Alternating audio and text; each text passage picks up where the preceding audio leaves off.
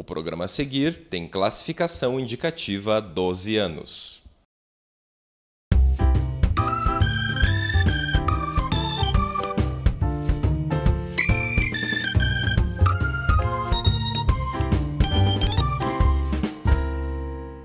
Este mês de abril, o programa Cobras e Lagartos é totalmente dedicado ao Belmiro Valverde, professor Belmiro Valverde, para nós, seus amigos, para mim, para Mário Negrão e para Hugo Mengarelli, o bom e velho Belmo. Este mês foi escolhido para ser dedicado à memória dele porque, por coincidência, é o mês do aniversário do Belmiro Valverde. Ele faria 72 anos. Então, vocês que nos acompanharam ao longo de todos esses anos, para vocês, o melhor do Belmiro Valverde. Vai fazer muita falta para todo mundo. Olá, direto dos estúdios do Polo de Comunicação da Universidade Federal do Paraná, está começando mais um programa Cobras e Lagartos. Há 10 anos, resmungando contra tudo e contra todos, eu sou o Ney Hamilton, esses são os nossos comentaristas, o nosso time interminável.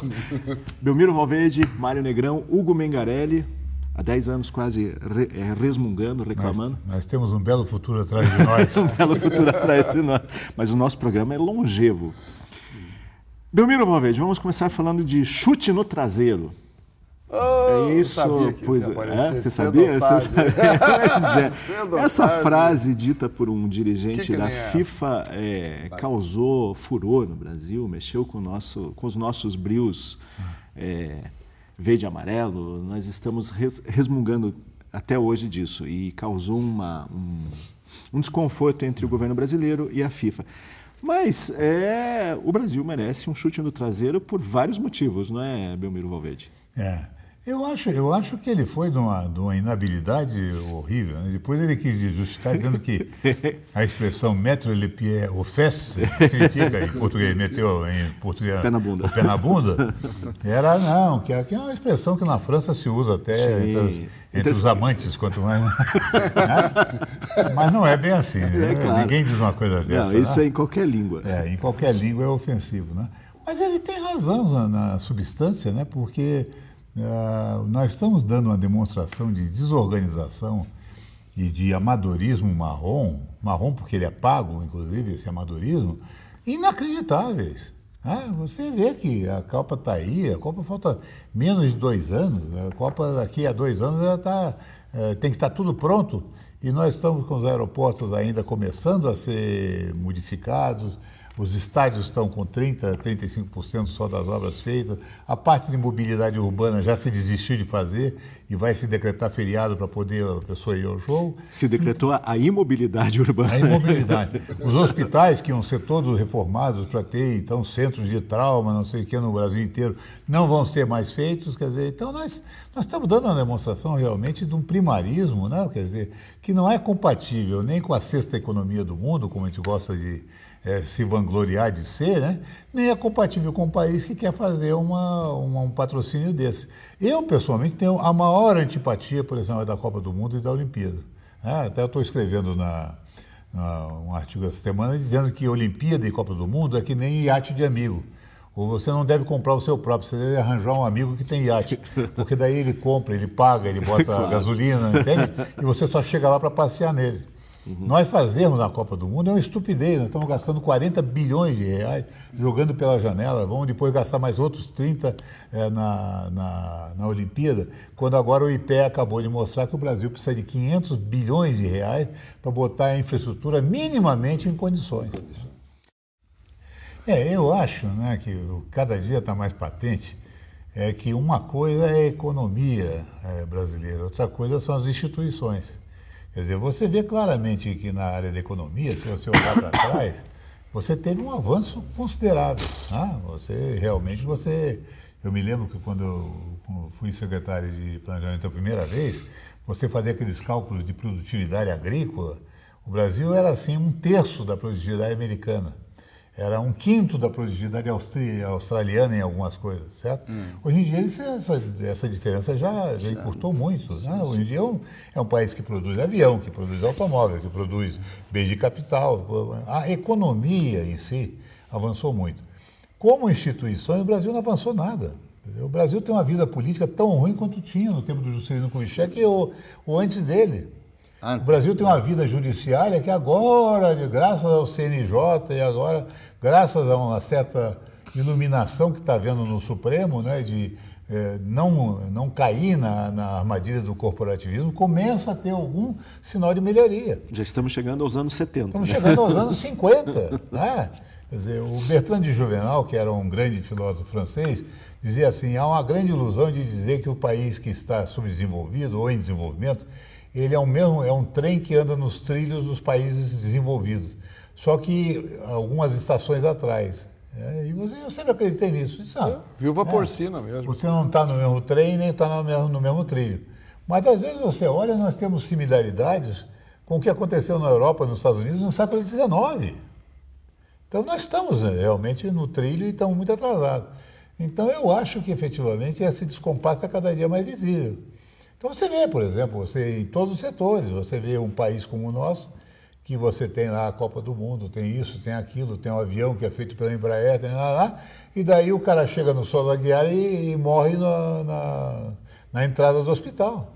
A outra foi se internar e conseguiram uma vaga para ela a 500 quilômetros do lugar que ela estava, para UTI neonatal dos dois filhos dela, do gêmeo lá no Nordeste, né? Então, cada dia esse descompasso é maior. Sim. Aqui em Curitiba mesmo, que é considerado o melhor sistema de saúde municipal, público, eu vi com a atendente lá de um posto de saúde dizer com toda clareza, aqui a média de espera é 3 a 4 horas. Essa é uma espera normal, porque sabe como nós estamos muito sobrecarregados. Olha, uma pessoa em 4 horas, o Mário é médico, a pessoa em 4 horas morre. Dependendo da doença, se ele tiver uma alergia, ele morre. Muito menos até. Muito menos. O cara pode morrer em minutos. Como é que você pode aceitar como natural que você passe 4 horas numa fila para poder registrar uma queixa no posto de saúde? Para dizer, meu filho está com desidratação. 4 horas depois ele está mais desidratado ainda. Se ele tiver uma crise alérgica, ele vai ter... não, mas no caso das emergências nós atendemos. Mas você não pode atender todas as emergências, alguém vai ficar prejudicado. Então, eu acho que é isso, viu, Ney? Eu acho que a memória das pessoas é seletiva, né? Você vai acabar depurando aquilo que você não quer se lembrar mesmo e vai ficar só aquilo que é mais favorável da tua experiência. Eu não me considero um nostálgico, eu nunca perdi tempo assim com grande nostalgia. Mas eu acho que, sob vários aspectos, a vida humana, nas últimas décadas, ela teve avanços consideráveis, pessoas vivem mais, vivem com mais saúde do que viviam, a população tem mais dentes do que tinha na boca, está melhor tratada, mas algumas coisas da vida moderna eu acho que degradaram a vida humana. Eu acho, por exemplo, que a instantaneidade da vida atual é uma coisa horrorosa. Antigamente você tinha assim uma espécie de distanciamento psíquico em relação ao que está acontecendo à sua volta. Agora acabou isso. Antigamente o cara falava com o Mário Negrão ou com o Hugo Mengarelli. O Hugo foi lá para Buenos Aires, que pena, quando é que ele volta? Daqui a 15 dias. Eu vou ter que dar um jeito nesse problema enquanto o Hugo não volta. Agora não, agora eu pego o Hugo lá, está dentro do avião. Hugo, desculpe de incomodar, mas já incomodando. Aí, Mário, desculpe, né? O pior é do Sheraton sentado no vaso em Buenos Aires, tendo que atender o celular. Você perdeu a dimensão do tempo, não existe mais tempo, você não tem tempo para você, não tem tempo para nada. Né? O celular do o celular do Hugo falando aí, não deixa mentir. Alguém que é o não viu a conversa. Não viu? Está ouvindo o programa? Tira essa bermuda que eu quero você sério. Né? O mundo tem gente demais atualmente fazendo a mesma coisa. Quer dizer, os prazeres que você podia ter, eles foram todos liquidados. As pessoas antigamente, vamos dar um exemplo bem cabotino, ia para Paris, né? Paris, que maravilha. Hoje em dia, 70 milhões de pessoas têm a mesma ideia que você na mesma hora. Não, sim. Eu estou indo para lá agora, nas férias. Ontem eu vi lá o metrô de São Paulo, milhares de pessoas ali se acumulando. Aí, olha, sabe, o metrô vai melhorar em 2014. Mas se você for para Tóquio, é a mesma coisa. Em Tóquio, a única diferença é que tem um cara lá fora do metrô, com as luvinhas com brancas, luva branca e te empurrando para dentro. E lá também é cheio. Claro. O de Nova York é um caos. Quer dizer, então, eu acho que, efetivamente, a modernidade não significou efetivamente um grande avanço de qualidade substantiva de vida, não. Muitas das coisas eu acho que eu gostava mais de como eram feitas no passado. Olha, eu concordo com os dois. Eu acho que essa percepção ela tá muito ligada à própria experiência pessoal. Eu não espero nada do futuro, mesmo porque meu futuro já está muito atrás de mim. Né? Quer dizer, mas quando eu tento pensar o que vai acontecer no futuro, eu também tenho esperança de que algumas coisas, meus filhos, meus netos e aqueles que vierem depois, vivam melhores experiências do que eu vivi. Tá? Mas não tenho muita esperança, não, sabe? Eu acho que a essência do ser humano, ela é meio imutável, quer dizer, aquilo que já está escrito há muitos anos, né? Você tem direito à busca da felicidade. Aí você cai nessa história. O que é felicidade para você? Né? É bom, porque você não escuta a Marta Suplicy. E aí eu me lembro de um episódio do Simpson, né? E que o Simpson faz uma cachorrada com o patrão dele, o Mr. Burns, e daí diz para a Marta, para a Marge, ele diz assim, o Mr. Burns vai acabar com a minha felicidade.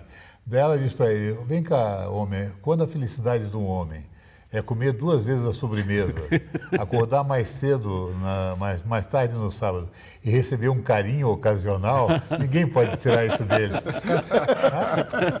É expectativa. Lamentavelmente, nós vivemos num mundo que o grande problema é que as expectativas cresceram muito mais do que a possibilidade de atendê-las. Você pega a sociedade americana e ela viveu de expectativas gloriosas a vida toda. Sim. Chegou agora, entrou em crise em 2009 e daí todo mundo descobriu que não era tão rico como parecia, tão poderoso como parecia. Aí o cara entra em parafuso. Eu tenho amigos americanos que estão horrorizados com a ideia de que a China vai passar os Estados Unidos. E daí? Você acha que eu preferia morar na China do que morar nos Estados Unidos? Não. Continuaria preferindo morar nos Estados Unidos. Claro. Apesar de ser a segunda economia e não a primeira do mundo. Então eu acho que é isso, quer dizer, o essencial é você calibrar as suas expectativas de acordo com a possibilidade de satisfazê-las. Hoje, com esses meios eletrônicos, a gente pode falar em controle realmente? Não pode, né? Hoje em dia, em todas essas áreas de comunicação empresarial, por exemplo, se fala muito das questões virais, né? Isso vira uma questão viral. O cara chega e bota uma afirmação qualquer e aquilo tende a se multiplicar. É que nem essa história do Facebook. O Facebook tem 850 milhões de seguidores, mas tudo assim, o cara tem 4 mil amigos, porque ele tem 7 amigos, os amigos têm outros 10, vira 70, os 70 tem mais outros 10 que viram 700 e assim sucessivamente, né? Quer dizer, então eu acho impossível, né? Eu acho, né, Nuro, que essa questão da imprensa, ela é uma questão complicadíssima, né? Vamos separar em 2 pedacinhos aqui. Um deles é a liberdade de imprensa, ou seja, do jornalista dizer o que ele quiser dizer, certo? Eu acho que o limite para isso é a responsabilidade pessoal. Sim. Você não pode chegar e simplesmente, da mesma forma como a Constituição estabelece liberdade de imprensa, ela estabelece uma coisa chamada proteção da imagem. Você não pode ter a sua imagem esmerdada porque um jornalista não gosta de você e chegou e te diz um monte de... não, mas você não pode dizer nada porque ele é jornalista. Isso aí eu não concordo com isso. Tá? A segunda coisa é a liberdade de expressão. A liberdade de expressão também é pautada pela responsabilidade. Agora, vamos ser realistas. Num mundo absolutamente anônimo, que você tem 850 milhões, hoje em dia tem 2 bilhões de pessoas linkadas em internet. Você imaginar que você vai controlar alguma coisa? Não vai controlar nada. Você vai controlar suas emoções, vai controlar... E vai ser muito manipulado. Está na cara que você vai ser muito manipulado, né? Você sempre vai ter uma versão que é palatável, né? E vamos ser bem concretos, né? Aqui no Brasil, há muitos anos, a imprensa também tem a sua vinculação política muito clara, sim, né? Claro. As suas simpatias, as suas idiosincrasias, né? E as suas antipatias, né? Outro dia me telefonou uma pessoa da imprensa, não vou citar de que veículo, um veículo nacional, e perguntando a respeito de um assunto recente. Eu digo, olha, me desculpe, eu não quero ser grosseiro, eu não quero falar sobre isso. Mas por que o senhor não quer falar sobre isso? Porque não me dá nenhum prazer. Pronto. Não. Mas o senhor não quer aproveitar a oportunidade? Não quero. Não quer aparecer. Estava vendendo alguma coisa? Não quer aproveitar a oferta? Não quer aproveitar para poder dizer o seu ponto de vista? Não quero. Publique o que vocês quiserem, só digam lá que eu não quis participar dessa conversa. Né? É difícil, é complicadíssimo. Além do que, a tecnologia também tem uma outra limitação, que é o tempo. O cara fala 5 minutos e editam você em 15 segundos. Tá? Sim. Eu vou repetir rapidamente uma história que o George Bush quebrou a cara. Quem quebrou a cara com o George Bush foi o Dan Rather. O Dan Rather, metido naquela arrogância de jornalista americano, resolveu questionar o Bush a respeito do negócio de alguma decisão política que ele tomou. E o George Bush pai, não o filho. O filho é um imbecil. É um arbusto andante. É um imbecil. Walker Bush. O nome é autoexplicativo. Com o cérebro do tamanho de um alcachofro pequeno. Né? Mas o velho disse, não, eu vou lá sim, vou no teu programa, mas eu quero dar a entrevista ao vivo. E quando chegou na hora, o cara começou a falar e disse assim, você não pode julgar a minha vida pública por essa história, por um episódio que você pegou. Porque se eu quisesse julgar a tua vida profissional, eu ia me lembrar do episódio que você deixou todo mundo na televisão durante 13 minutos te procurando porque você teve um acesso de estrelismo e desapareceu. Daí o Robert ficou com cara de nabo. Cara de nabo, né? Agora Então eu não aceito ser pautado por você, não. Quer me julgar a minha vida pública? Julga pela inteireza. Senão eu vou julgar a tua vida jornalista pelo teu acesso de estrelismo. Quando que você fica com o pé atrás com a imprensa? Ou com os dois? Olha, só fazer um comentário rapidíssimo aqui a respeito do que o Mário falou. Eu tinha um colega do Bamerinos que dizia assim, ele era carioca, né, falava bem escarrado, o importante não é coletar dados, é exprimir os dados até que eles confessem. Parece papo do DOPS. Então, eu acho o seguinte, eu não concordo muito com o que o Mário está falando, pelo seguinte, porque eu acho que uma das características dessa grande informação que você recebe é que você tirou do jornalista o papel de intérprete. Sim. Antigamente o cara ia para a guerra e escrevia lá na guerra e daí mandava para ser publicado no jornal. Agora o cara está vendo a guerra ao vivo, quer dizer, o cara está lá em Bagdá vendo a cidade ser bombardeada. Ele não precisa mais de intermediário. Tá? Eu fico com o pé atrás, em primeiro lugar, quando eu conheço minimamente o fato e começo a ler uma matéria e vejo que aquela matéria é tendenciosa ou ela é, de alguma forma, desfocada, certo?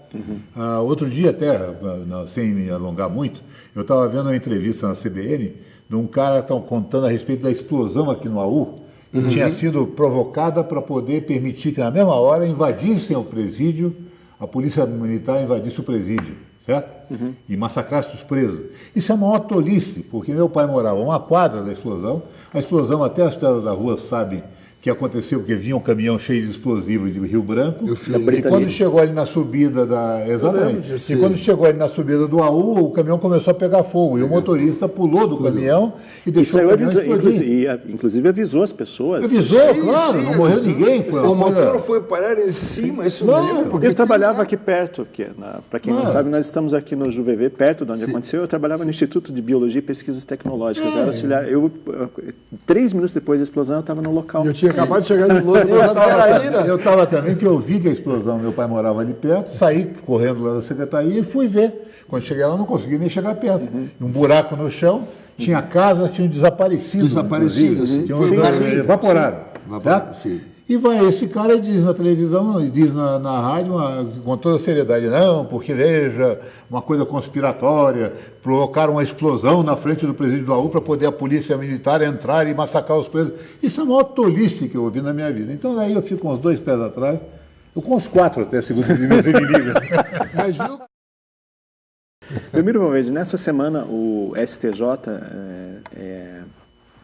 decidiu condenar um pai por abandono sentimental de uma filha, né, uma moça já criada, enfim, ela era uma filha fora do casamento.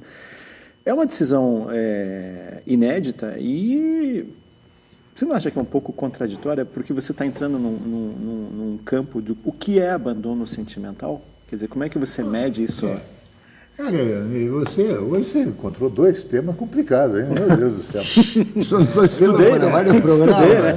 Indestrumado esse. Eu pensei nisso mesmo. Eu acho o seguinte, a esfera judicial não pode entrar no julgamento do sentimento. Isso é a polícia. Desculpe, magistrado, mas eu acho que, digamos, nessa ânsia de você aproximar a justiça, digamos, institucional, a lei da justiça, por assim dizer, intrínseca, o ato ser justo ou não, no sentido da sua integridade, da sua qualidade moral, eu acho que eles passaram totalmente do limite. Porque a justiça pode chegar e você dizer assim, fulano, você tinha obrigações jurídicas em relação a essa criatura e você não cumpriu. Pensão alimentícia. Então, pensão alimentícia. Você tem que educar teu filho, tem que fazer isso, tem que fazer aquilo, tem que fazer aquilo outro. Agora, a pessoa chegar e dizer, não, eu quero ser remunerado porque meu pai não me deu a mesma atenção que deu aos outros irmãos, isso é uma coisa que... Né, não tem como medir. Não tem como medir. Então, qual é o único jeito de uma pessoa desprezada sentimentalmente se vingar do pai e da mãe que fez isso com ele? Fazer como fez a filha da Joan Collins. A Joan Collins era uma mulher maravilhosa, uma artista de grande renomada, até que a filha escreveu um livro chamado Mamãe Querida. John Crawford. Hein? John Crawford. John Crawford. John Crawford. Não era Collins, é John Crawford. Escreveu um livro chamado Mommy Dearest, né? Mamãe Querida. E esculhambou a mãe da primeira até a última página, dizendo que a mãe tinha sido uma omissa, que tinha sido uma egoísta, que tinha sido alcoólatra, que tinha sido isso, tinha sido aquilo. Agora, a justiça não pode chegar e dizer, não, fulano, você não deu ao teu filho o carinho. Né? Porque isso não tem limite. Agora foi o cara que não deixou o filho estudar no exterior, que é o caso concreto. Amanhã depois vai ser o cara que diz assim, ele falava mais com o Hugo do que falava comigo. Ele gostava mais do Mário do que gostava de mim. E a justiça vai e arbitra uma recompensa financeira para isso. Eu acho que extrapolaram totalmente. Insânia, quer dizer, você de repente pegou construtos sociais, né? A rede de assistência social diz assim, não, quem vai lá mediar a tua relação com o teu filho é assistente social. Tá? E daí você vai lá, não, agora é o Ministério Público que vai mediar as tuas relações.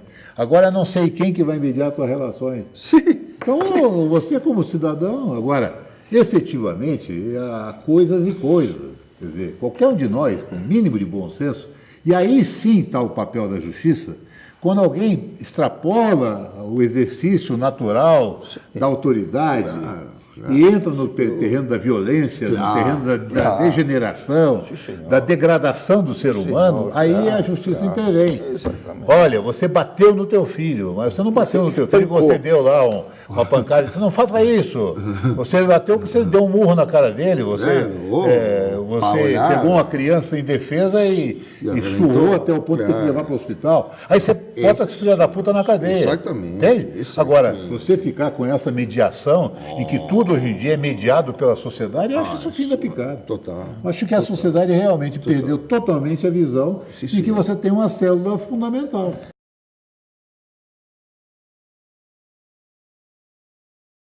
Domingo passado até escrevi sobre isso, dizendo que a única coisa parecida que eu me lembro na minha vida foi a fotografia do Barreto Pinto, que era deputado, e que todo mundo conhece a história. Era deputado, amigo do Getúlio e tal, e o Davi Nasser e o Jamanzon foram entrevistá-lo na casa dele. Ele era tão esculhambado que ele estava bêbado, né, deitado de cueca e camiseta, e aí os caras ficaram meio irritados. Pô, isso não é jeito de receber a gente, né? E daí pediram para ele, olha, só bote uma roupa para a gente poder tirar uma fotografia solene para a revista Cruzeiro. Ele disse, não vou me vestir. Não, bota só a parte de cima. A fotografia só do corpo. Na semana seguinte o Barreto Pinto está, e quem quiser ver, está no YouTube. Ele, cueca samba canção branca. Né? Cueca samba canção. E foi caçado por falta de decoro. A fotografia do Lula é um negócio inacreditável. Como é que eles conseguem jogar fora um patrimônio, né? Se o Lula, aliás, o Lula é nordestino, né? No Nordeste, a pessoa diz assim, ele está demente. Está doido. Está demente. Está doido. Só explica, como é que ele vai trocar 1 minuto e meio de televisão? Que, aliás, deu tudo errado, né? Que agora a Datafolha fez uma pesquisa e descobriu que 62% das pessoas acham que foi um mau negócio. E 64% dos petistas acham também. Que foi um mau negócio. E a DAP? E a capacidade dele de influenciar na eleição caiu de 49 para 34 em 2 dias. E a intenção de votos caiu de 8 para 5. Parece a fortuna do Eike Batista. Para 5 não, para 6? Para 5? Para 5, caiu de 8 para 5. Caiu de 8 para 5. Deu 3 pontos. 2 pontos ali. 2 pontos. Mas tudo bom, não sei. Dizer, 2 ou 3, mas caiu. O Lula conseguiu o milagre de transformar uma grande fortuna eleitoral numa pequena fortuna eleitoral, né? Porque diminuiu em tudo, né? Agora, é bem na política brasileira. Quer dizer, se não fosse o Lula, teria sido o Zé Serra, que teria ido lá comprar o Maluf. Né? Só não se deixou fotografar. Agora, eu acho, pessoalmente, que o Lula também não é tão burro assim. Eu acho que a história da fotografia ainda foi uma sacanagem do Maluf. Ele não sabia que ia ter fotografia. Na hora apareceu o fotógrafo e daí, o que você faz? Ele disse que não tira fotografia, daí o Maluf diz, olha, então, não, se você vem na minha casa, vem me pedir um apoio e depois nem quer que seja registrado, então nada feito. Não, mas eu acho que ele foi. Quer dizer, a esperteza dele não foi tão grande quanto a esperteza do Maluf. Porque ele não pode ter tido um ataque de burrice tão grande imaginando que ele fosse fazer uma fotografia de mão dada com o Maluf fazendo cafuné na cabeça do Fernando Haddad. Do Louro José. Louro José. E não Louro José, exatamente. E não fosse despertar o furor popular. Estava na cara. Agora, Belmiro, nessa história toda chama a atenção o seguinte, que realmente no Brasil se dá muito pouco valor à sua história, ao seu passado. As pessoas públicas, elas dão muito pouco valor. Se nós fizermos uma rápida comparação em alguns países, por exemplo, é inimaginável nos Estados Unidos, por exemplo, um ex-presidente como Jimmy Carter apoiar um George Bush, a não ser, é claro, numa questão de uma guerra, mas você jamais vai ver um democrata apoiando um republicano. Por um minuto e pouco, o que quer que seja. Você jamais vai ver um trabalhista britânico apoiando um conservador, um socialista francês apoiando um partido de direita. Por que no Brasil nós temos tão pouca... Por que nós parecemos aquele personagem do desenho Procurando Nemo, aquela peixe que esquece a cada momento o que aconteceu? Porque nós não temos vida política, né? Nós temos exatamente essa contrafação política que é esse multipartidarismo absolutamente sem nenhum sentido, porque você tem no Brasil hoje em dia 39 partidos políticos, agora aqui em Curitiba vai aparecer mais um, Partido Ecológico Nacional. Mas já não é mais Partido Verde, agora é Ecológico. Agora tem o Ecológico, tem o Verde, tem o sei lá o quê. Quer dizer, então você não tem vida política, né? Porque a vida política, ela exatamente vive, nosso querido amigo Hugo vive lembrando do polis, né, da polis, que é exatamente a ligação entre a base da população e o Estado, quer dizer, é o que o Jacques Maritain chamava de corps politique, né, que existe um meio campo. Nós não temos isso. Você tem a população e tem o Estado, e in between você tem pessoas que conseguem, digamos, enganar a população e dizer assim, me dá um mandato para eu ir lá te representar. Mas depois que ele chega lá, ele não tem nenhuma obrigação. Por quê? Basicamente pelo seguinte, por exemplo, 85% dos deputados não chegaram à Câmara com seus próprios votos, chegaram com votos da legenda. Claro. Então, ele não tem legitimidade e não tem obrigação em relação a você. Você votou no Juca e você elegeu o Manduca. Quer dizer, então, você não tem nenhuma ligação política, afetiva ou qualquer... Então, isso dá nessa coisa que é um pires. Quer dizer, o cara chega na hora, o que eu posso fazer aí? Se junta com o fulano. Junta com o fulano. É que nem time de futebol. Quem é que você pode escalar para centroavante? Traz lá o Ronaldinho Gaúcho. Meu Deus, aquele cara é um criador de casa. Não, mas ele vai quebrar o galho, porque sabe, ele é amigo não sei de quem. Agora traz o Adriano, o imperador Adriano. Pô, um país que bota o imperador Adriano e o Ronaldinho Gaúcho em qualquer time do mundo, tem que botar o Maluf e o Lula no mesmo palanque. Né? Na França, em 68, né, na famosa revolução, na rebelião dos estudantes, né, do Daniel Lerouge, operários e estudantes. Daniel Cohn-Bendit, né?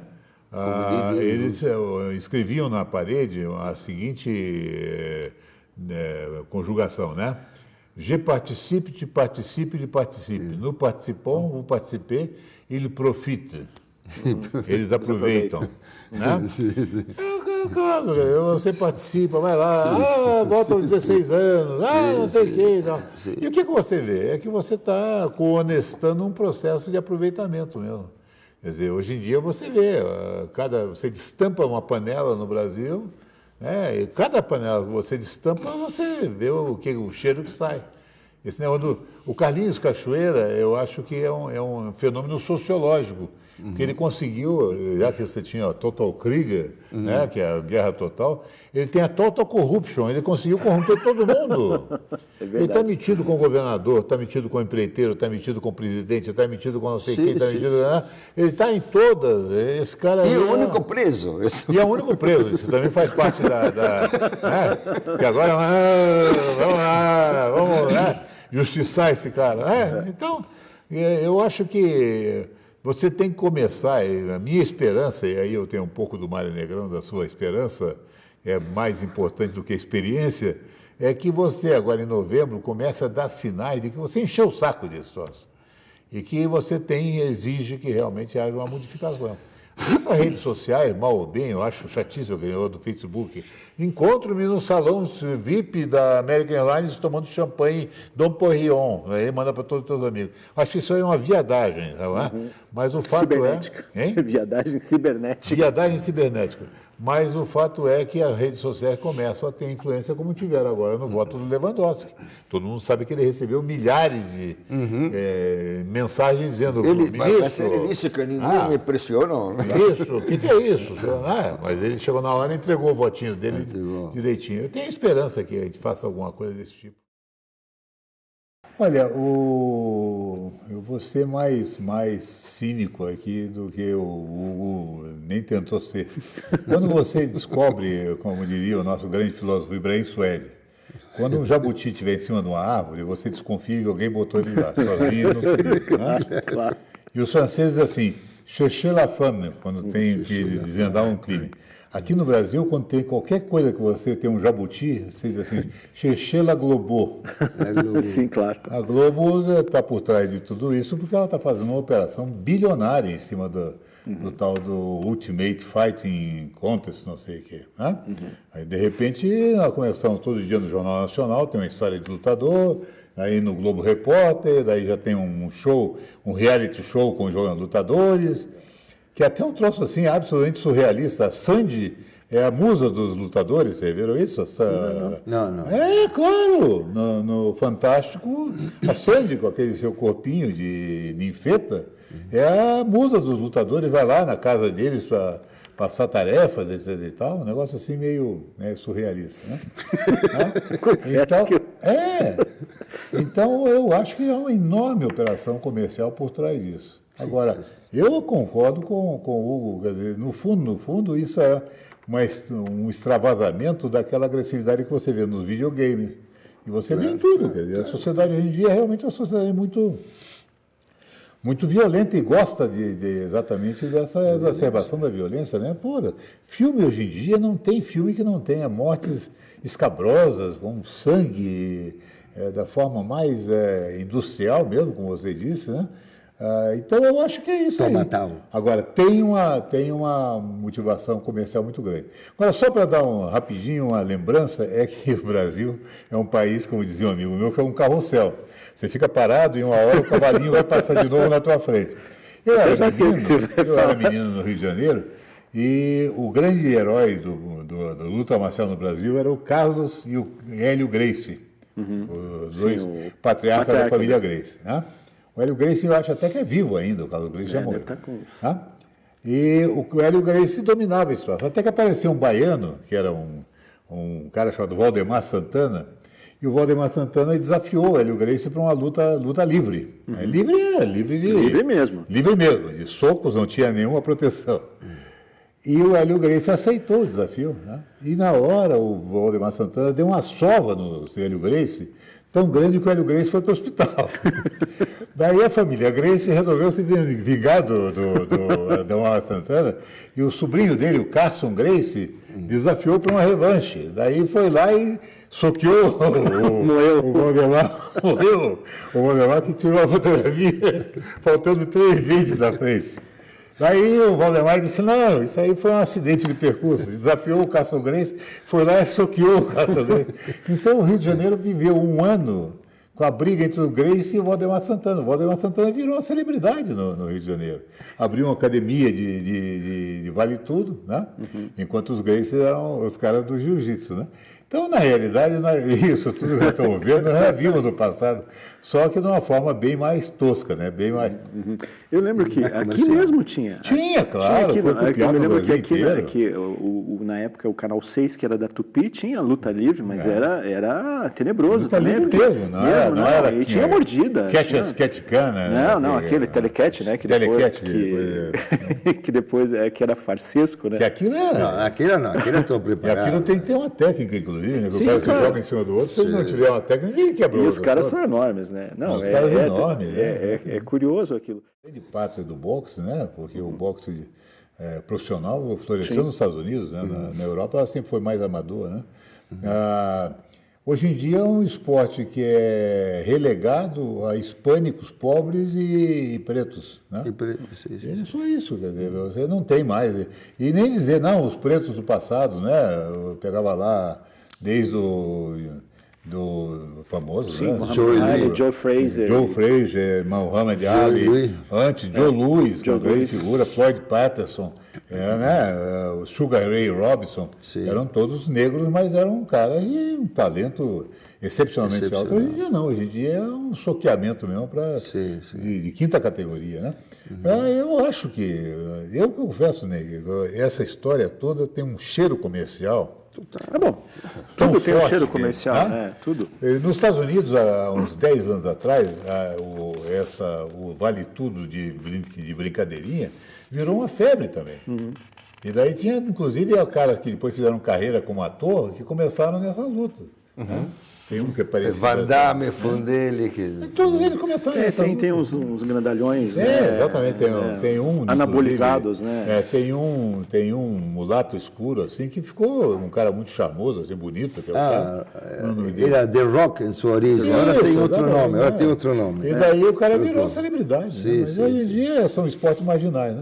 Agora, eu acho que esse negócio vai virar a mesma coisa. Daqui a pouco vai virar um esporte marginal também. Porque também não venhamos, né? Eu também assisti, às vezes, quando eu ligava a televisão à noite, estava passando lá uma luta lá no octógono, não sei de onde, e vinha lá os Gracie, com aqueles nomes complicados, que tem 500 mil consultores.